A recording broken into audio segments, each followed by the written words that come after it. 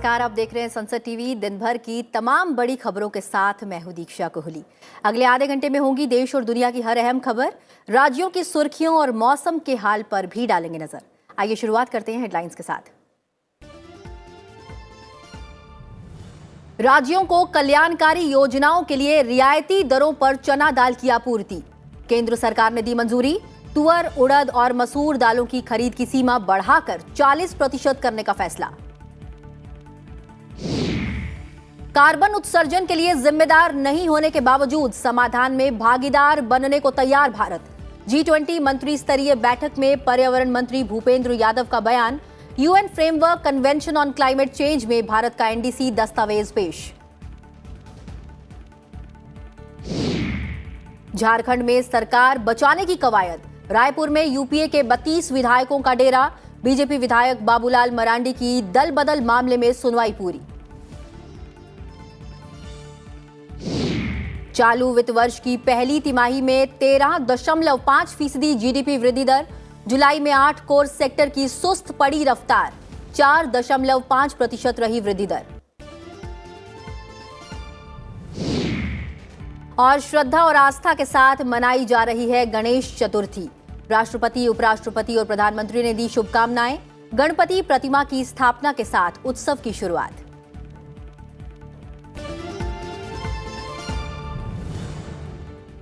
और अब एक नजर उन खबरों पर जो आज सुर्खियों में रही। बीजेपी नेता माणिक साहा के त्रिपुरा का मुख्यमंत्री बनने के बाद खाली हुई राज्यसभा सीट के लिए 22 सितंबर को उपचुनाव होगा। उपचुनाव की अधिसूचना 5 सितंबर को जारी की जाएगी। मतगणना चुनाव के बाद 22 सितंबर को ही होगी। घरेलू विमान यात्राओं के अधिकतम किरायों पर लगी सीमा हटा ली गई है। करीब 2 वर्ष से अधिक समय के बाद ये सीमा हटाई जा रही है। अब विमान सेवा कंपनियां अपने किराए तय करने के लिए स्वतंत्र होंगी। सीमा शुल्क विभाग आयातित वस्तुओं को मंजूरी देने के लिए देश में मानकीकृत जोखिम आधारित ऐसी प्रणाली शुरू करेगा। इसमें आमना सामना हुए बिना मूल्यांकन किया जाता है। इसकी चरणबद्ध शुरुआत 5 सितंबर से धातु की आयातित वस्तुओं के साथ की जाएगी। सरकार ने खरीफ विपणन वर्ष 2022-23 के दौरान 518 लाख टन धान की खरीद का आकलन किया है। पिछले साल करीब 509 लाख टन धान की खरीद हुई थी। कलकत्ता हाईकोर्ट में 9 नए न्यायाधीशों के शपथ ग्रहण के साथ ही न्यायाधीशों की संख्या बढ़कर 54 हो गई है। पिछले कई दशकों में ये संख्या सबसे अधिक है। एसएससी घोटाला मामले में एक विशेष अदालत ने पश्चिम बंगाल के पूर्व मंत्री पार्थ चटर्जी और अर्पिता मुखर्जी की न्यायिक हिरासत 14 सितंबर तक बढ़ा दी है। देश में कोरोना के उपचाराधीन मरीजों की संख्या घटकर 64,667 हो गई है। बीते 24 घंटे में कोरोना के 7,231 नए मामले सामने आए हैं। विश्व बैंक ने कोरोना के दौरान उत्पादन बढ़ाने के सरकार के प्रयासों की सराहना की है। विश्व बैंक ने कहा कि भारत सरकार ने गुणवत्ता से कोई समझौता किए बिना स्थानीय उत्पादन को प्रोत्साहित करने की नीति अपनाई, जिससे वैश्विक आपूर्ति पर निर्भरता कम हुई। अमेरिका के न्याय मंत्रालय ने कहा कि पूर्व राष्ट्रपति ट्रंप के फ्लोरिडा स्थित आवास से मिले गोपनीय दस्तावेजों की जांच को रोकने के प्रयास किए गए थे। अदालत में दाखिल किए गए दस्तावेजों में ये खुलासा किया गया है। सुरक्षा बलों के साथ भिड़ने वाले शक्तिशाली इराकी मौलवी के सशस्त्र समर्थकों ने मौलवी की शांति बहाली की अपील के बाद पीछे हटना शुरू कर दिया है। अल सद्र के समर्थक 4 दिन से यहां जुटे थे। और अब खबरें विस्तार से। केंद्र सरकार ने राज्यों और केंद्र शासित प्रदेशों को रियायती दरों पर चना दाल की आपूर्ति कराने को मंजूरी दे दी है कि दाल विभिन्न कल्याणकारी योजनाओं में इस्तेमाल की जाएगी। प्रधानमंत्री नरेंद्र मोदी की अध्यक्षता में cabinet committee on economic affairs ने दलहन, चना पर बड़ा फैसला किया है। कैबिनेट ने प्राइस सपोर्ट स्कीम और प्राइस स्टेबलाइजेशन फंड के तहत खरीदे गए दालों के स्टॉक से राज्यों को दिया जाएगा। इसमें राज्यों और केंद्र शासित प्रदेशों को 8 रुपए प्रति किलोग्राम के हिसाब से 15 लाख मीट्रिक टन चना खरीदने का प्रस्ताव किया गया है। केंद्र सरकार इस योजना को लागू करने पर 1200 करोड़ रुपए खर्च करेगी। केंद्र सरकार ने मूल्य समर्थन योजना के तहत किसानों से 30,55,000 मीट्रिक टन चना खरीदा है। समिति ने मूल्य समर्थन योजना के अंतर्गत तुअर, उड़द और मसूर की दालों की खरीद की सीमा 25% से बढ़ाकर 40% कर दी है। वहीं केंद्रीय मंत्रिमंडल की बैठक में जैव विविधता को लेकर नेपाल से समझौता ज्ञापन पर हस्ताक्षर के प्रस्ताव को मंजूरी दे दी गई।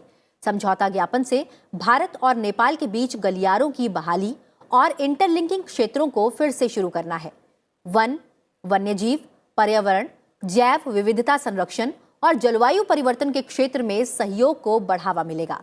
भारत नेपाल सीमा के साथ लगा क्षेत्र भारतीय उपमहाद्वीप में बचे कुछ बेहतरीन वन्यजीव आवासों के तौर पर जाना जाता है। भारत वैश्विक उत्सर्जन के लिए पारंपरिक रूप से जिम्मेदार नहीं होने के बावजूद समस्या का समाधान करने वाला देश के तौर पर अपना इरादा दिखा रहा है। इंडोनेशिया के बाली में शुरू हुई G20 मंत्री स्तरीय बैठक को संबोधित करते हुए पर्यावरण मंत्री भूपेंद्र यादव ने ये बातें कही। उन्होंने कहा कि जलवायु परिवर्तन से निपटने के लिए विकसित देशों से मिल रही वित्तीय मदद की गति और पैमाना वैश्विक महत्वाकांक्षा से मेल नहीं खाता। केंद्रीय मंत्री ने कहा कि जलवायु परिवर्तन का सर्वाधिक असर उन गरीब और कमजोर देशों पर पड़ रहा है जो जलवायु संकट के लिए सबसे कम जिम्मेदार हैं, जिनके पास यथास्थिति को महत्वपूर्ण रूप से बदलने के लिए आवश्यक प्रौद्योगिकी क्षमता और वित्त का अभाव है। There is an urgent need to mobilize resources to stimulate the economy in a manner that makes it more resilient and sustainable. But the current pace and scale of climate finance from developed countries is not matching the global aspiration to combat climate change. Collectively, work is needed toward turning ambition into action in accordance with the principle of common but differentiated responsibilities and respective capabilities. Bharat ने Paris समझौते के तहत जलवायु परिवर्तन पर संयुक्त राष्ट्र framework convention के लिए अपना नवीनतम निर्धारित योगदान पेश किया है, जिसमें जोर दिया गया है कि वो 2070 तक नेट जीरो तक पहुंचने के अपने दीर्घकालिक लक्ष्य की दिशा में आगे बढ़ रहा है। संयुक्त राष्ट्र framework convention online climate change में NDC दस्तावेज जमा किए गए हैं।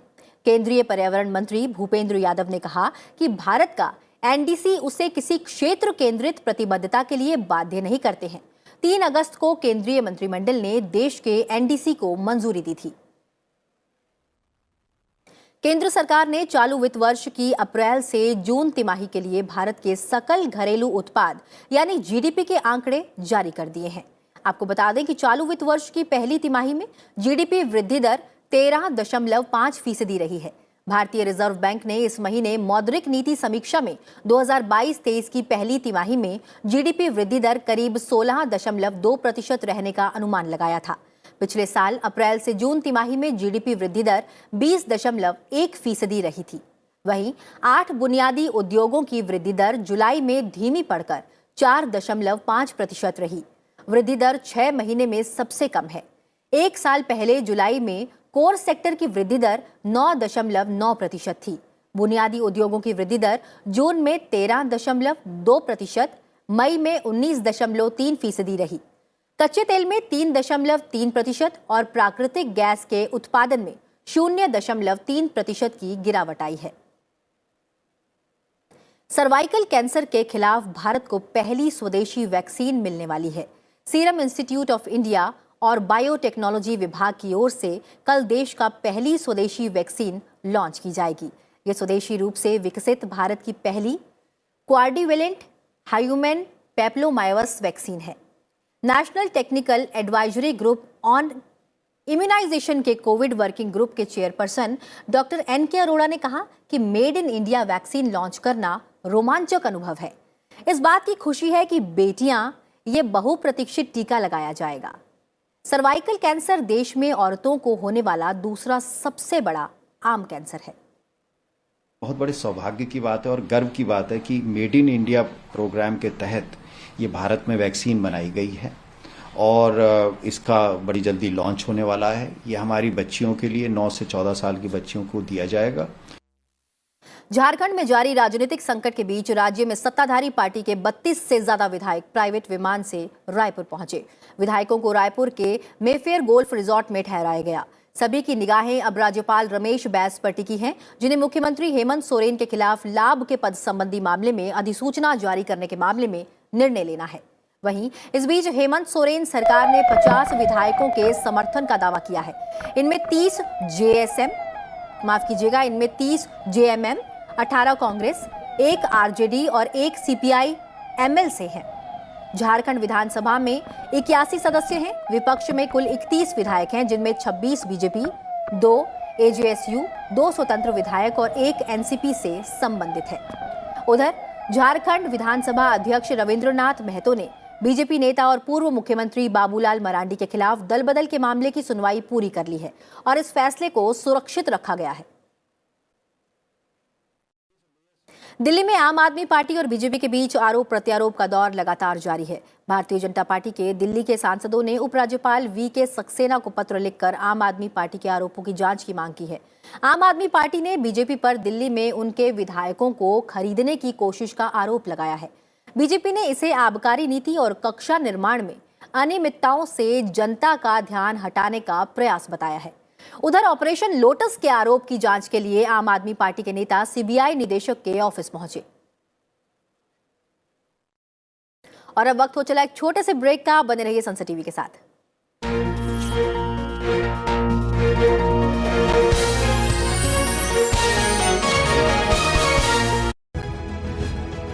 The act that empowers persons with disability.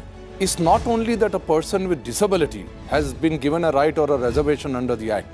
This should actually elevate so many people who are suffering from disabilities. ये न केवल एजुकेशन और एम्प्लॉयमेंट में बराबर अपॉर्चुनिटीज प्रोवाइड कर रहा है, साथ में किसी भी तरीके के एब्यूज के चांसेस को मिनिमाइज करता है।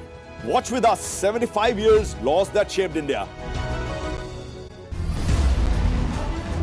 यात्रा एक महान शासन तंत्र की कथा, गुरु कौटिल्य और मौर्य साम्राज्य की। जानेंगे प्रशासन, व्यापार, राजस्व और गुप्तचरी के राज।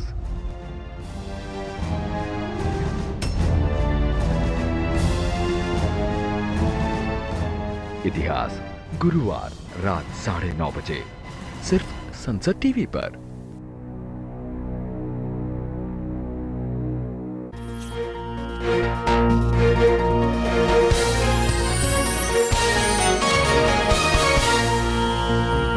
ब्रेक के बाद स्वागत है आप सभी का। आप देख रहे हैं आज की खबर। बढ़ते हैं आगे और बात करते हैं राज्यों से जुड़ी हुई खबरों की।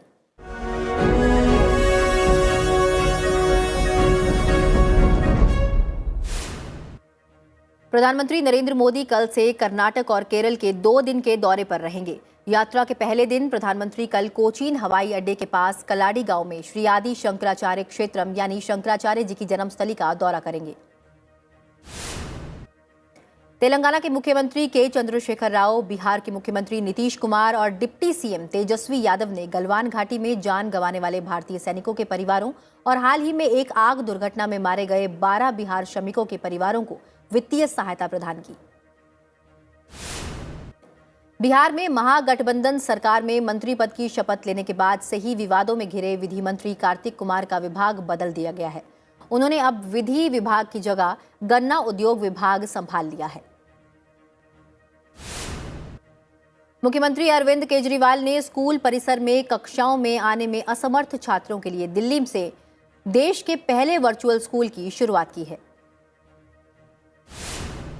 शिरोमणि अकाली दल के अध्यक्ष सुखबीर सिंह बादल समेत एक प्रतिनिधि मंडल ने पंजाब के राज्यपाल बनवारी लाल पुरोहित को एक ज्ञापन सौंपा। इसमें पंजाब में आबकारी नीति की सीबीआई जांच की मांग की गई है। उत्तराखंड के मुख्यमंत्री पुष्कर सिंह धामी ने देहरादून में हिमालयी पारिस्थितिकी तंत्र पर विचार मंथन कार्यक्रम में हिस्सा लिया। उन्होंने कहा कि उत्तराखंड के लिए एक रोड मैप बनाना है। बीजेपी नेता सोनाली फोगाट की कथित हत्या के मामले की जांच के लिए गोवा पुलिस का एक दल बुधवार को हरियाणा के हिसार पहुंचा। झारखंड के दुमका की तेजाब पीड़िता को बेहतर इलाज के लिए एयरलिफ्ट करके दिल्ली लाया गया। वहीं मुख्यमंत्री हेमंत सोरेन ने युवती के परिवार को 1 लाख रुपए की आर्थिक सहायता देने की भी घोषणा की है। घरेलू सहायिका को प्रताड़ित करने वाली निलंबित बीजेपी नेता और पूर्व आईएएस अधिकारी की पत्नी सीमा पात्रा को कोर्ट ने 12 सितंबर तक पुलिस रिमांड में भेज दिया है। राज्यपाल रमेश बैस ने इस मामले पर चिंता जताई है। प्रधानमंत्री नरेंद्र मोदी ने जम्मू कश्मीर के किश्तवाड़ में एक सड़क हादसे में 8 लोगों की मौत की घटना पर दुख जताया है और पीड़ित परिवारों के लिए मुआवजे की भी घोषणा की है।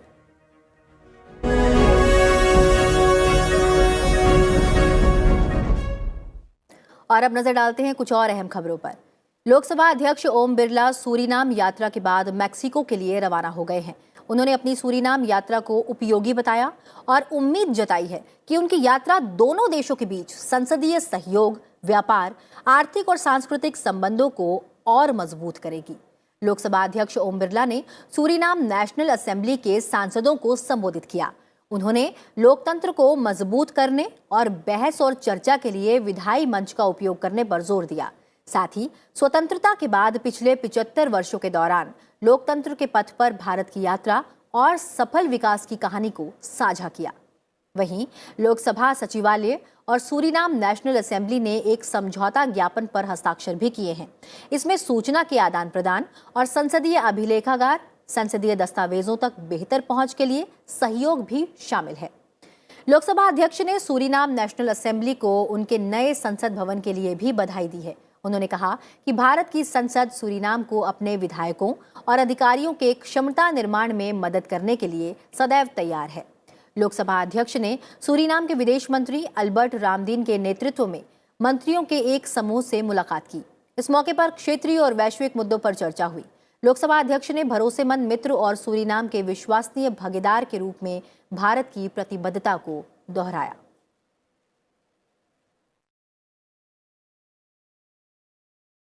मौसम विभाग ने देश के दक्षिण और पूर्वोत्तर में अगले 5 दिन तक भारी बारिश का अनुमान जताया है। मौसम विभाग ने कहा कि दक्षिणी प्रायद्वीप, बिहार, पश्चिम बंगाल और सिक्किम के उप हिमालयी क्षेत्र और पूर्वोत्तर में अगले कुछ दिन तक तेज वर्षा हो सकती है। बिहार और पश्चिम बंगाल समेत देश के पूर्वी भागों में गरज के साथ बारिश और आंधी की संभावना है।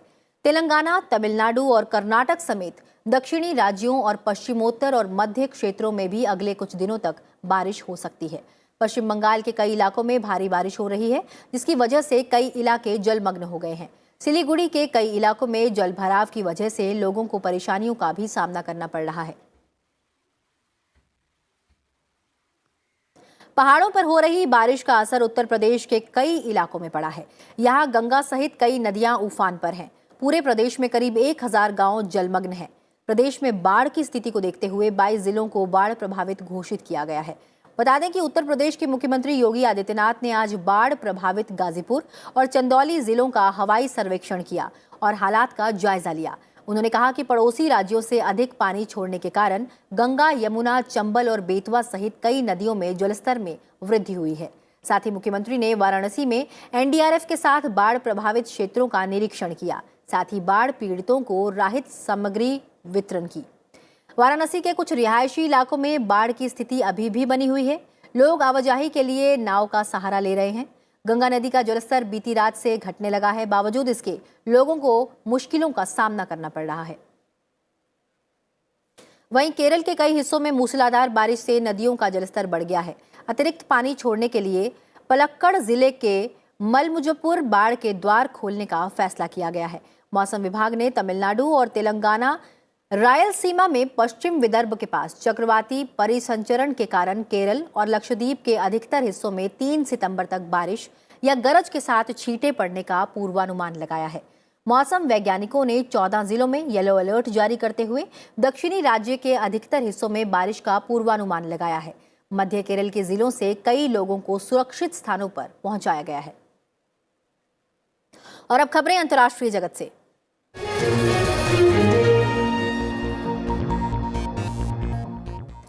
वर्ष 2022 के रेमन मैग्सेसे पुरस्कारों का ऐलान कर दिया गया है।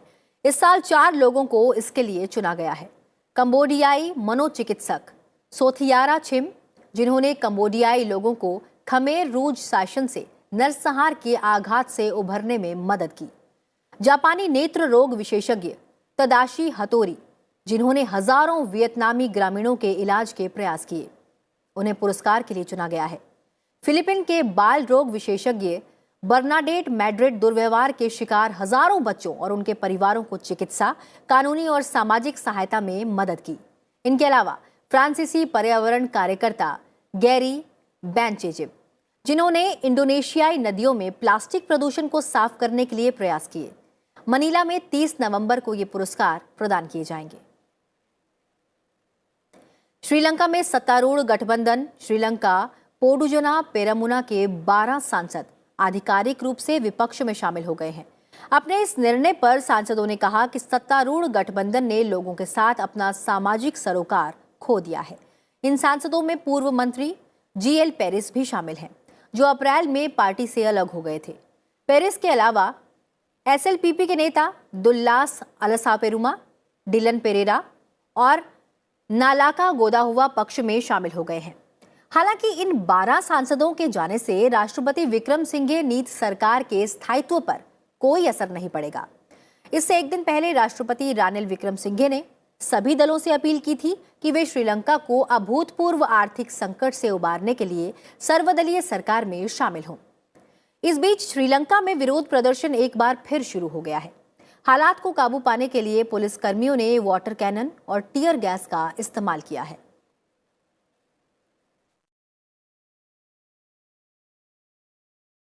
सोवियत संघ के आखिरी नेता मिखाइल गोर्बाचेव अब हमारे बीच नहीं रहे।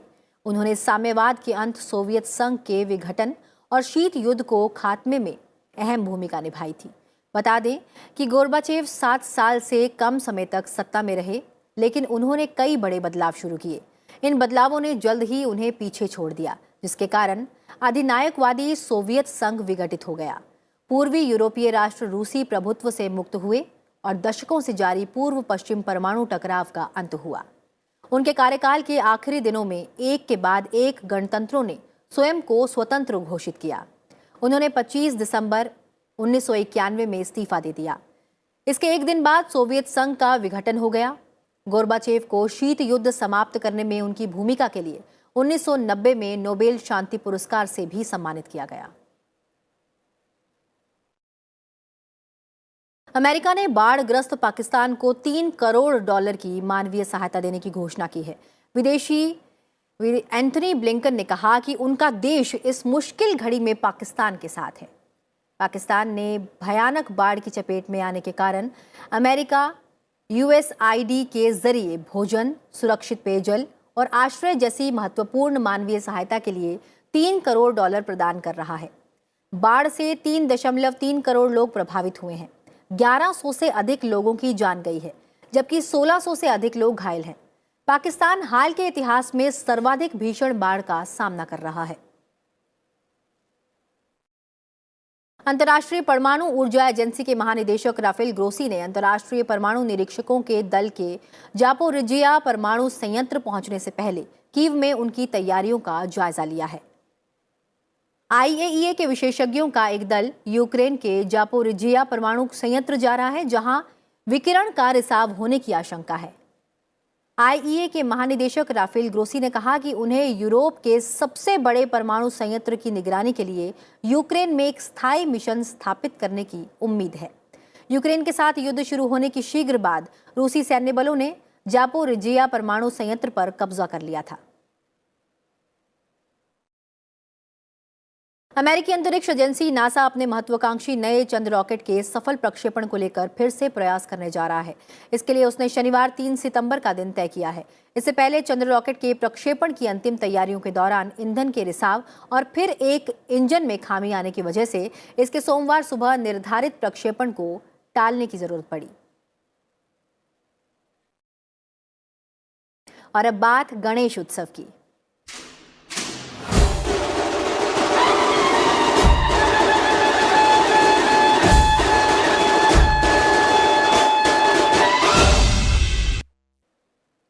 गणेश चतुर्थी का त्योहार देश भर में पूरी श्रद्धा और आस्था से मनाया जा रहा है। ये उत्सव भगवान गणेश के जन्म के उपलक्ष्य में मनाया जाता है। राष्ट्रपति, उपराष्ट्रपति और प्रधानमंत्री ने इस मौके पर सभी को बधाई दी है। 10 दिन तक चलने वाले उत्सव के दौरान घरों और पूजा स्थलों में गणेश प्रतिमा स्थापित की जा रही है। महाराष्ट्र में गणेश चतुर्थी पर्व का विशेष महत्व है। 10 दिन चलने वाला ये उत्सव कोविड प्रतिबंधों के बिना पूरे हर्षोल्लास के साथ मनाया जा रहा है। पिछले 2 साल के दौरान कोरोना वायरस संक्रमण के कारण यह त्योहार कई तरह से पाबंदियों के साए में मनाया गया था।